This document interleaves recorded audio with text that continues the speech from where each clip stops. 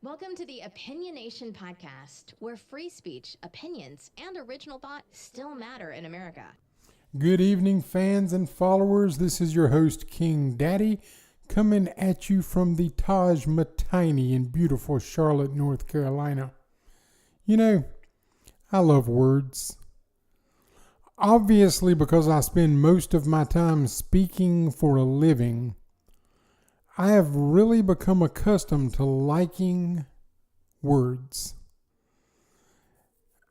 I like the freedom of being able to express myself with words and say things that I want to say when I want to say them because I have the right to do so.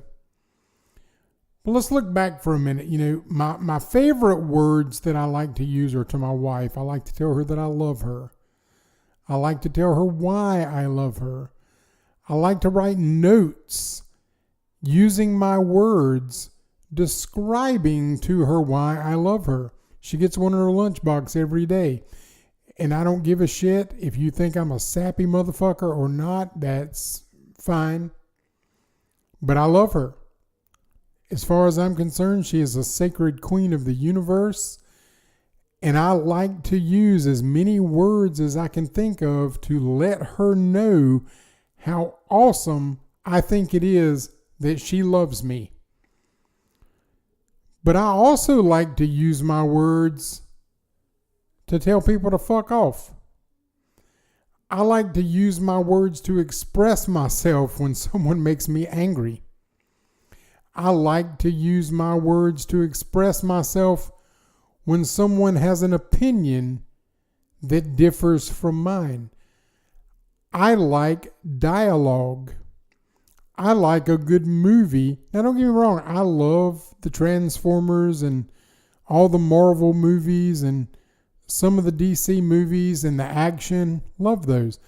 But I absolutely love a movie with really good gripping dialogue that someone's words can make me sit there and want to continue to watch that movie.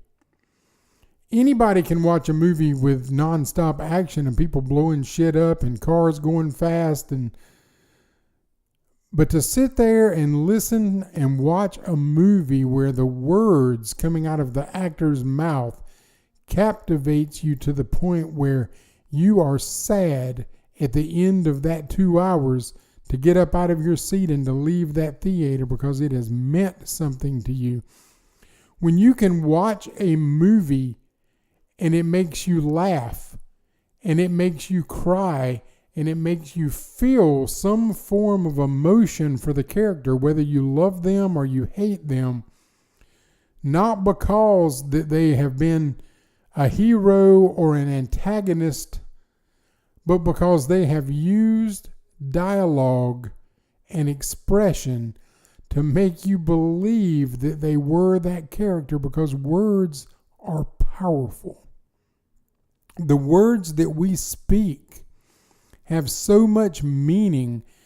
They have changed the world. You know, people have spoken words that have started wars and conflicts. People have used words that have healed wars and conflicts. People have used words that have unified people and brought them together. People have used words that have torn people apart and caused separation, because the things that come out of your mouth, whether you want to believe it or not, have power. That is why the forefathers of this country, when they wrote the Constitution and the Bill of Rights, they made sure that our freedom of speech was so important. They want us to use that freedom of speech so that we can convey our thoughts and our ideas and our opinions to change the world. Now, I realize that most of us who talk in general conversation, we're not changing the world. But how do you know that you're not changing the world of the person that you're talking to? You may not be changing the world on a global scale, but what if you're changing the world on an individual one? You never know. My world was changed the very first time my wife said, "I love you."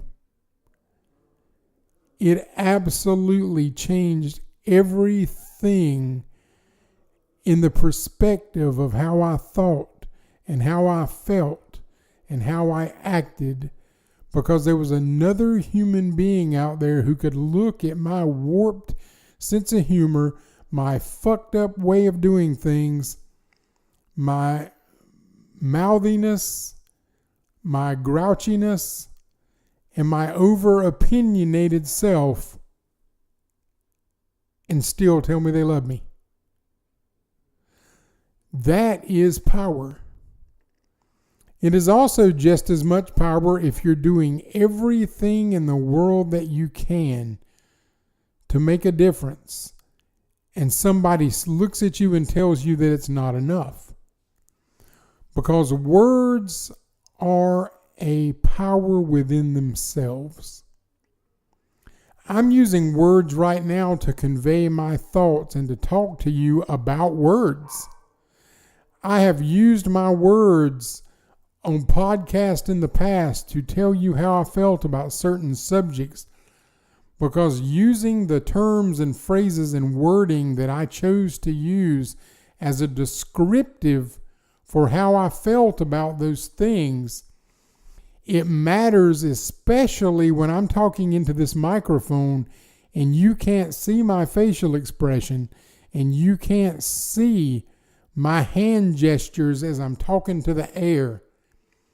But you can tell by the words that are coming out of my mouth and the inflection of the tone in my voice how absolutely important and vital to me what I have to say to you is. Because words matter. I love you and I hate you create almost a similar emotion setting in a person. Yes, one brings joy and one brings sorrow, but they're still on a power spectrum. They're about the same thing. But even though they bring two opposite emotions, they bring a similar power to the emotion. You are equally as filled with joy over "I love you" as you are pissed off about somebody or hurt by somebody telling you that they do not. So we can't allow our emotions and our feelings to dictate whether or not we are going to choose to listen to words or convey words to another person, because at the end of the day, our feelings and our emotions are irrelevant. The only thing that really matters is the truth of what we have to say.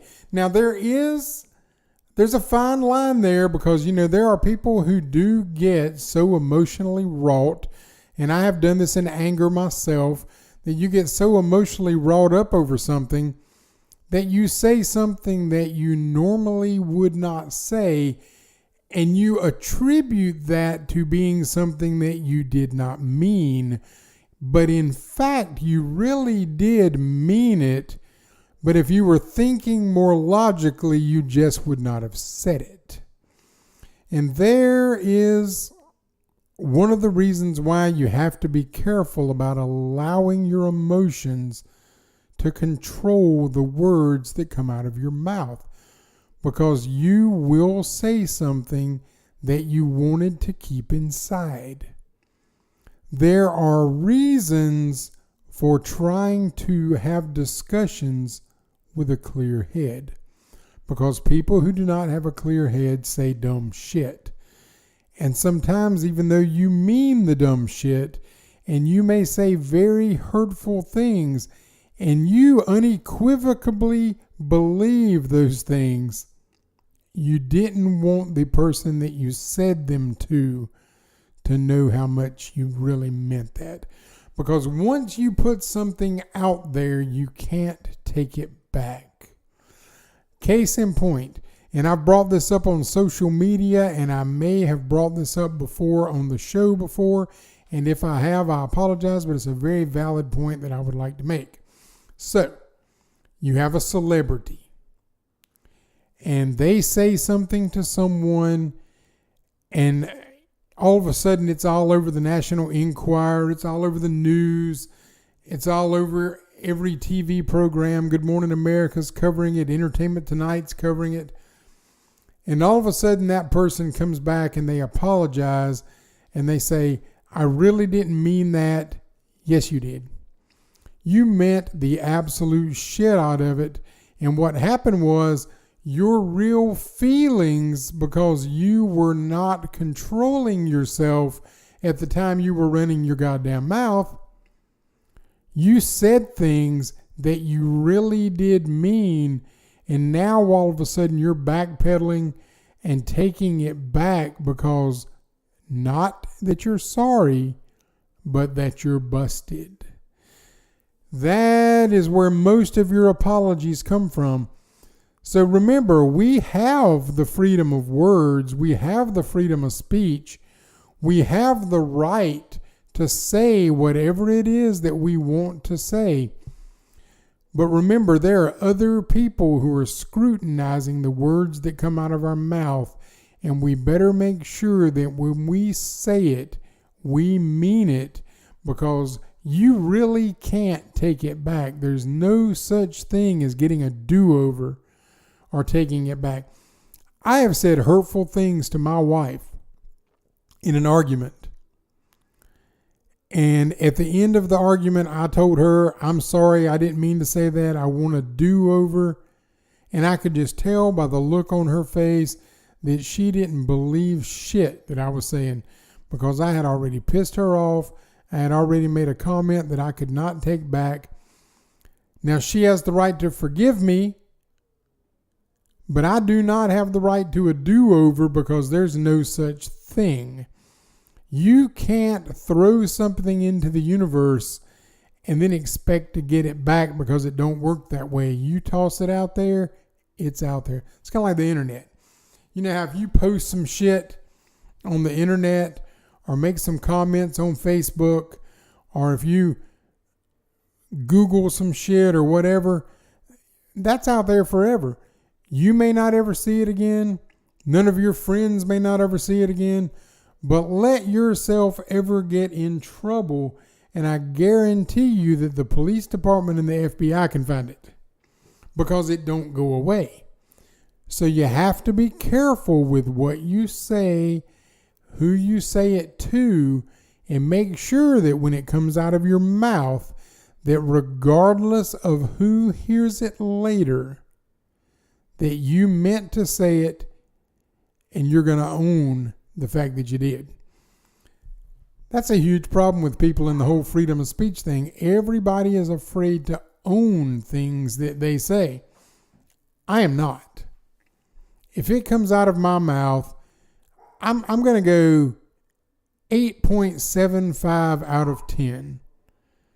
Under normal circumstances, if I say something to someone that they do not like, or I make a derogatory comment on my show, or I make a derogatory comment to somebody in person, I meant that shit. I want you to feel exactly like I designed for you to cognitively feel. I'm not going to mince words or play games with anybody. If I tell you to fuck off, I mean fuck off. If you did something to me 20 years ago, and I find it 20 years later or now that I still do not trust you, and you come to me and want something from me that involves trust, first thing out of my mouth is, I can't trust you. I don't like you. I've never been able to trust you. I have had people walk up to me in a store, and they would come to me and say, hey, how have you been? I remember you from high school, blah, blah, blah. And I will look at them and say, hey, I'm not going to have this conversation with you. I didn't like you 35 years ago when we were in high school, and I doubt I'm going to like you now. I can just tell. And then I've also had opposite situations where there were people that I couldn't stand 35 years ago that I think are wonderful people now. Because you can just tell if somebody is the same shady piece of shit now as they were 35 years ago. It will come out at the very beginning of the conversation. But we're losing track a little bit.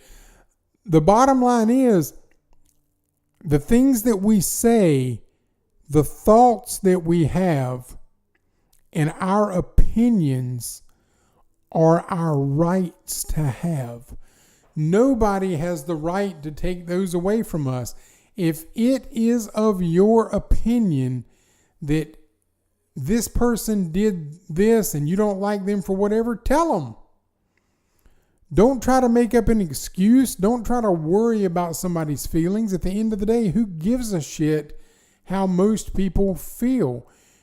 If you tell them exactly what's on your mind and you tell them to get the hell out of your personal space and to leave you alone, you shouldn't have to deal with them again anyway to worry or give a shit about how they feel.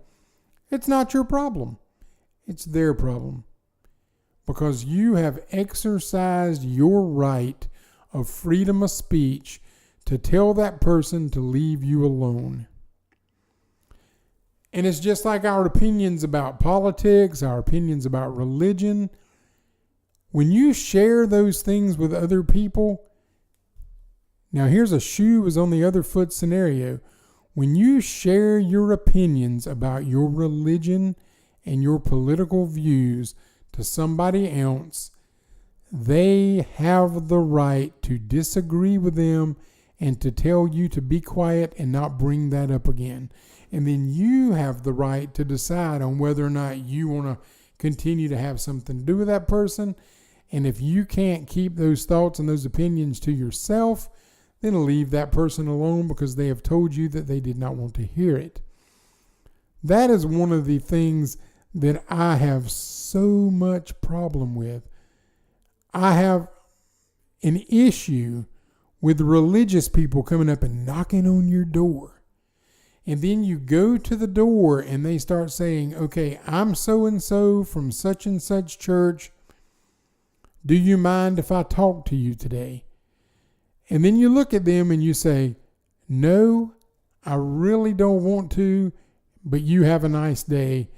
And the next words out of their mouth are, but if you don't know Jesus Christ is your person, I'm like, no, I just told you to fuck off. Leave me alone. I let you knock on my door. I gave you that advantage. I don't have a sticker on my door that says don't knock. But you asked me if you could share with me your views on religion, and I told you no, and then you're going to continue to keep on talking. Get the fuck off my porch. If you want to talk about your religion, either go find somebody else to talk about it that wants to hear it, or go to church where that shit belongs, because I don't want to hear it. If you want to come to my door and you want to tell me who you think that I should vote for, I'm either going to say, yes, that interests me very much. Let's have a discussion about it. Or you're going to say, no, thank you.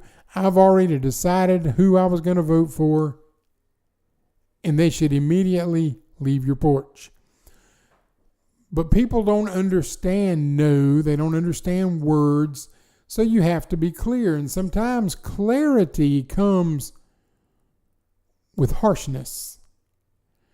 You can't always use words without harshness because sometimes they're hard-headed, dumbass, rock-hard fuckers that just don't get it.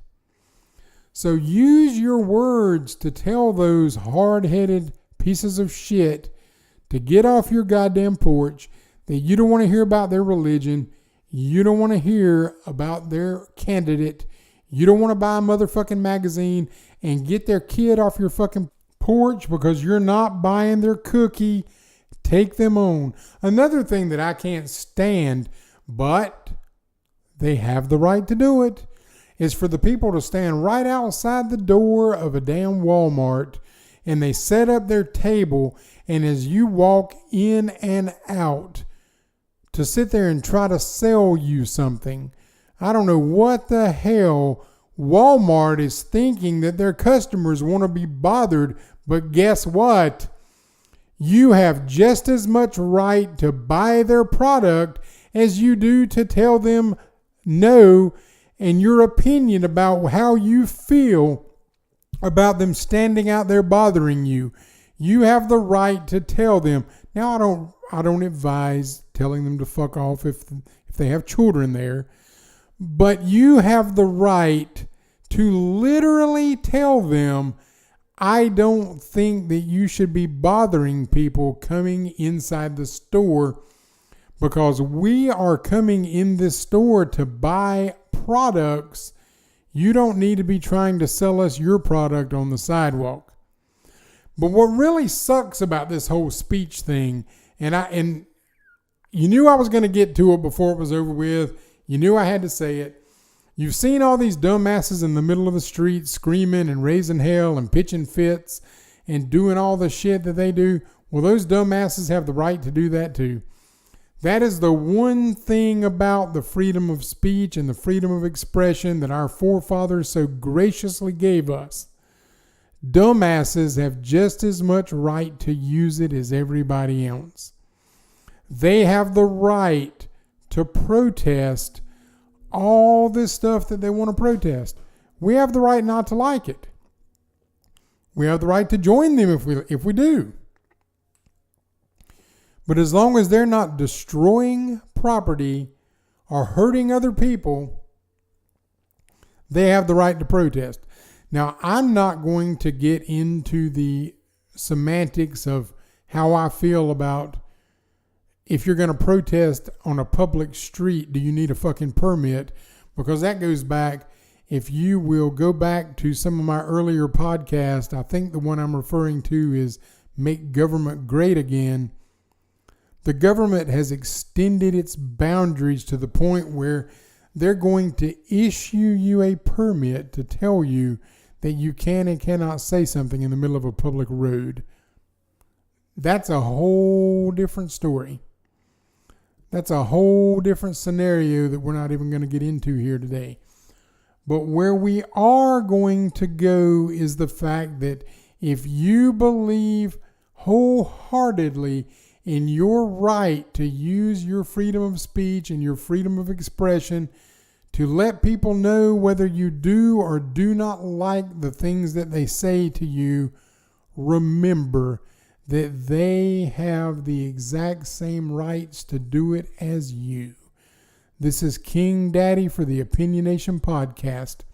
You can send us an email about any of our podcasts at opinionation84@gmail.com. And we can be found on most all social media. Well, I'll say most all: Twitter, Instagram, and Facebook. Twitter and Instagram, you can find us at Opinionation84. And you can find us at Facebook at Opinion84. Because for some reason, Facebook has this fucked up rule where the way you can be found can't match the name of your page. And that's the dumbest shit. I'm going to use my freedom of expression to let you know that Facebook is so fucked up with its dictative way of how you use your own goddamn page that it is fucking ridiculous. But that's another story for another day. King Daddy asking you to have a really nice night and use your freedom of speech wisely.